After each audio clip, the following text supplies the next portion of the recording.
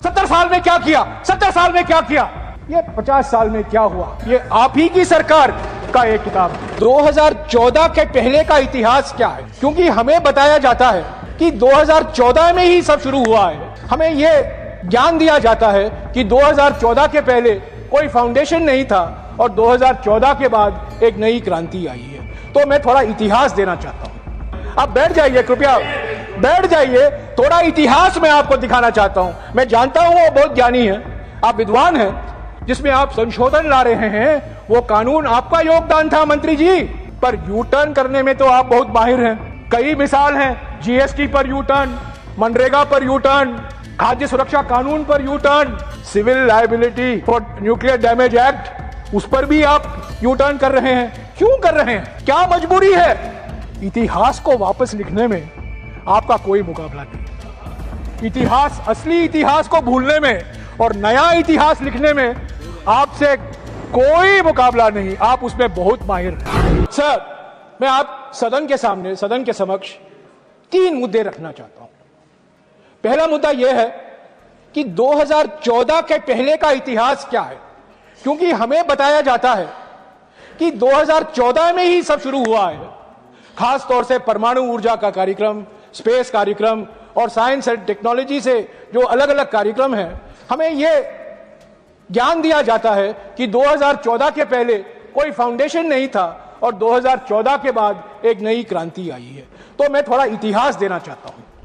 दूसरी बात, इस बिल के 3 जो मुख्य बिंदु हैं उस पर मैं कुछ बोलना चाहता हूं, और अंत में जो मुद्दे और चिंताएं निकल आती हैं इस बिल से, मैं मंत्री जी के सामने रखना चाहता हूं और उस पर मंत्री जी विचार करें जब रूल्स बनाए जाएंगे और जब इस बिल पर और चर्चा होगी उसको ध्यान में लेंगे।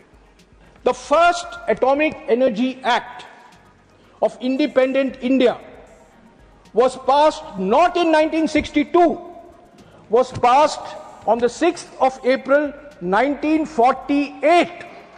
6 अप्रैल 1948 को कॉन्स्टिट्यूएंट असेंबली में एटॉमिक एनर्जी बिल पास किया गया था। बहस हुई थी, जवाहरलाल नेहरू ने इस मोशन को मूव किया था और 30 या 40 सदस्यों ने इस बहस में भाग ली और 1948 में अगस्त के 6 तारीख को पहला, आता हूं मंत्री जी, मैंने आपको सुना है, आप बैठ जाइए, कृपया बैठ जाइए, थोड़ा इतिहास मैं आपको दिखाना चाहता हूं। मैं जानता हूं वो बहुत ज्ञानी है, आप विद्वान हैं। सर, 22 मई 1948 प्रधानमंत्री जवाहरलाल नेहरू अपने कैबिनेट के लिए एक नोट पेश करते हैं, जिस कैबिनेट में सरदार वल्लभ भाई पटेल मंत्री थे, श्यामा प्रसाद मुखर्जी मंत्री थे, बाबा साहब अंबेडकर मंत्री थे। उस कैबिनेट ने 22 मई 1948, मई 22, 1948 ये नोट फॉर कैबिनेट कि भारत में परमाणु ऊर्जा को लेकर क्या नीति होनी चाहिए, क्या रणनीति है हमारी देश की परमाणु ऊर्जा को लेकर, परमाणु ऊर्जा का भविष्य क्या होगा, क्या होना चाहिए, इस पर बहस हुआ। तो ये पहला नोट था कैबिनेट के लिए, जिसके बनाने में मुझे कोई शक नहीं है कि होमी भाभा का बहुत बड़ा योगदान भी रहा था। तो मेरा यह कहना है सभापति महोदय कि ये जो परमाणु ऊर्जा का कार्यक्रम है, एक परमाणु पावर प्लांट को 8 साल लगते हैं कमीशन करने में, तो 2014 के पहले हमारे 8 गीगावाट के कैपेसिटी लागू की गई थी। और अब मंत्री जी जानते हैं कि एटॉमिक एनर्जी एस्टैब्लिशमेंट से ही भारत में इलेक्ट्रॉनिक्स की क्रांति शुरू हुई, भारत में स्पेस प्रोग्राम शुरू हुआ, इंजीनियरिंग प्रोग्राम शुरू हुआ। तो ये सब 2014 के पहले की उपलब्धियां हैं। सर, मुझे खुशी है कि अटल बिहारी वाजपेयी जी जब प्रधानमंत्री थे, इस सरकार को सबक सीखना चाहिए अटल बिहारी वाजपेयी जी से। पोखरण 2 के बाद अगस्त के महीने में 1998 50 years of atomic energy research एक किताब निकाला जाता है। यह कांग्रेस की सरकार के समय में नहीं, यह आप ही के सरकार के समय। जयराम ने बीजेपी पार्टी की मानो तो धागा ही खोल दिया और बीजेपी के पार्टी के लोग वहां पर चुप्पी छा गए और बोल भी नहीं पाए। तो दोस्तों, अगर मेरे चैनल पर नए हैं तो मेरे चैनल को सब्सक्राइब अवश्य कर लीजिएगा और वीडियो को लास्ट तक जरूर देखिएगा कि किस तरह पोल खुल रही है बीजेपी पार्टी की। प्रधानमंत्री अटल बिहारी वाजपेयी इस किताब में स्वीकारते हैं कि 50 साल में महान उपलब्धियां हुई हैं, जिसके वजह से हमें पोखरान 1 और पोखरान 2 हम करने में समर्थ हुए। अब पढ़ना चाहिए, मैं टेबल पर रखूंगा, मंत्री जी जानते हैं, पर अलग अलग सांसदों को भी पढ़ना चाहिए कि 50 साल में 70 साल में क्या किया, 70 साल में क्या किया, ये 50 साल में क्या हुआ, ये आप ही की सरकार का एक किताब है। सर, 2014 के पहले की उपलब्धियों के बारे में मैं ज्यादा और कुछ नहीं कहूंगा, क्योंकि ये सब सामने है। रिएक्टर को लेकर, न्यूक्लियर रिसर्च को लेकर, न्यूक्लियर इंफ्रास्ट्रक्चर को लेकर बहुत बड़ी उपलब्धियां हुई हैं। पर सर, दूसरी बात, ये सिविल लायबिलिटी की बात जो अभी अभी मंत्री जी ने कहा है, सर 30 अगस्त 2010 अरुण जेटली का यह भाषण है राज्यसभा में, और मेरे पास 25 अगस्त 2010 का भाषण है जसवंत सिंह जी का है लोकसभा में। और अरुण जेटली के नाम पर तो आप क्रिकेट स्टेडियम बना देते हैं, पर अरुण जेटली जी का जो योगदान है कानून बनाने में, उसको आप नकारते हैं। सर मंत्री जी, जो आपने इस बिल में लाया है संशोधन, civil liability for nuclear damage act 2010 का, ये जो जेटली जी ने कहा था और जो जसवंत सिंह जी ने कहा था, उसका बिल्कुल विपरीत है। तो हमें बताइए, क्यों आप संशोधन कर रहे हैं? क्यों आप अरुण जेटली का योगदान को नकार रहे हैं? क्यों आप जसवंत सिंह जी को नजरअंदाज कर रहे हैं? कांग्रेस को छोड़िए, आप ही के नेता, आप ही का योगदान, ये 2010 का कानून जिसमें आप संशोधन ला रहे हैं, वो कानून आपका योगदान था मंत्री जी। पर यू टर्न करने में तो आप बहुत माहिर हैं।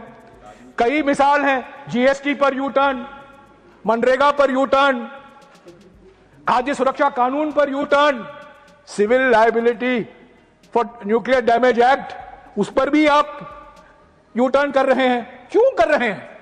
क्या मजबूरी है? क्या अमेरिका के साथ रिश्ते और मजबूत करने हैं, इसीलिए आप कर रहे हैं? क्या प्राइवेट कंपनियां आपको मजबूत कर रहे हैं इसको संशोधन करने में?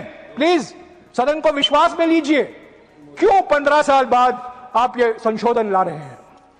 सर, प्राइवेट सेक्टर तो तीसरा मुद्दा है इस बिल में। मैं कहना चाहता हूं कि मैं मंत्री जी से एक सवाल पूछना चाहता हूं। आपने कहा है विकसित भारत में 100 गीगावाट न्यूक्लियर कैपेसिटी होगा, आज करीब 8 या 9 गीगावाट का है, यानी कि 10 गुना बढ़ेगा। मैं आपसे सवाल पूछना चाहता हूं, आपका नजरिया क्या है, आपका विजन क्या है? इसमें प्राइवेट सेक्टर कितना है और इसमें पब्लिक सेक्टर कितना होगा? और मेरा यह सीधा आरोप है कि यह बिल सिर्फ प्राइवेट सेक्टर कंपनियों के लिए ही है, निजी क्षेत्र का योगदान बढ़ाने के लिए है। तो मंत्री जी, मैं आपसे पूछना चाहता हूं, हमारे देश में क्षमता है, हमने 220 मेगावाट की प्लांट लगाए हैं, 540 मेगावाट का प्लांट लगाया है, ककरापार में हमने 700 मेगावाट का प्लांट लगाया है।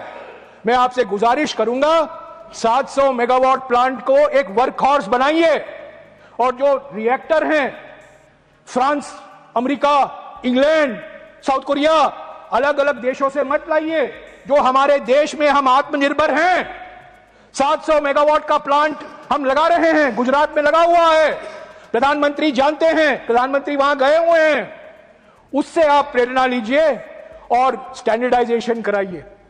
ये वेंडर ड्रिवन बिल मत कराइए। कंपनियों द्वारा जो बिल आप ला रहे हैं, आपने 3 कानून लाए थे कृषि क्षेत्र में, आपको वापस लेना पड़ा, क्योंकि वो भी प्राइवेट सेक्टर से आपको ऑक्सीजन मिल रहा था। इस बिल का वो भविष्य नहीं होना चाहिए। तो मंत्री जी, जो हमारे देश के विशेषज्ञ हैं, उनके विचार को सुनिए। ये जो बाहर से प्राइवेट कंपनियां आती हैं और कुछ ना कुछ हमें ज्ञान देती हैं, उसके पीछे में हम मत पड़े। ये प्राइवेट कंपनियां मिलते रहते हैं, प्राइवेट कंपनियां के रोज अखबार में पढ़ता हूं, प्राइवेट प्राइवेट प्राइवेट प्राइवेट। पर जो हमारे पास क्षमता है, जो हमारे साइंटिस्ट लोग कह रहे हैं, उसका नजरअंदाज मत कीजिए। मंत्री जी, 2009 में मुझे सौभाग्य था कि मैं ऊर्जा मंत्रालय में एमओएस था। सुशील कुमार शिंदे जी हमारे कैबिनेट मंत्री थे और हमने पहली बार एनटीपीसी और एनपीसीआईएल के बीच में जॉइंट वेंचर कराया। जो आप कह रहे हैं ना, हमने कराया 2015 में, ये 2009 और 2010 में कराया गया था। एक चीज, इतिहास को वापस लिखने में आपका कोई मुकाबला नहीं है। इतिहास, असली इतिहास को भूलने में और नया इतिहास लिखने में आपसे कोई मुकाबला नहीं। आप उसमें बहुत माहिर हैं। तो मंत्री जी, 2010 में एनटीपीसी और एनपीसीआईएल के बीच में जॉइंट वेंचर हुआ था।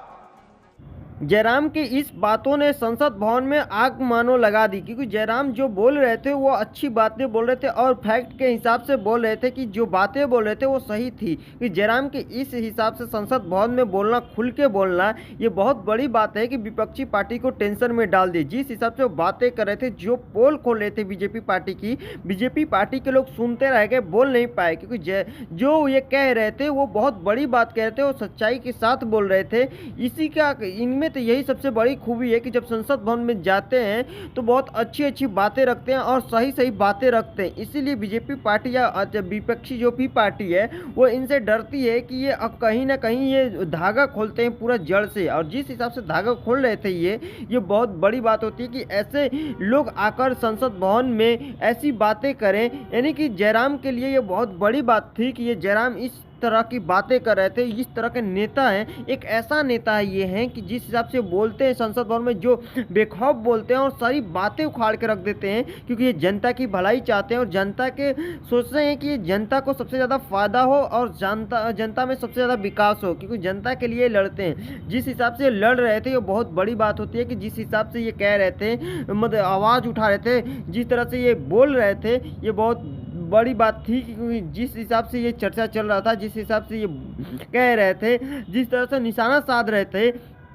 कि जिस तरह से जो विपक्षी पार्टी है ये कांग्रेस पे हमेशा या बड़े बड़े जो हमारे प्रधानमंत्री उस पर सीधे सीधे ये आरोप लगाते हैं, या जिस तरह से कहते हैं कि वो ये किए, ये उनमें गलतियां थी। ये खुद को तो देख लें कि इनकी सरकार में क्या किया हुआ है और ये क्या किए हैं, ये खुद नहीं गिना पाते हैं और कहते हैं कि कांग्रेस पार्टी ने किया क्या है। अगर कांग्रेस पार्टी ने ना किया होता अगर 70 सालों में, तो भारत यहाँ नहीं होता, आज भारत कहीं और होता।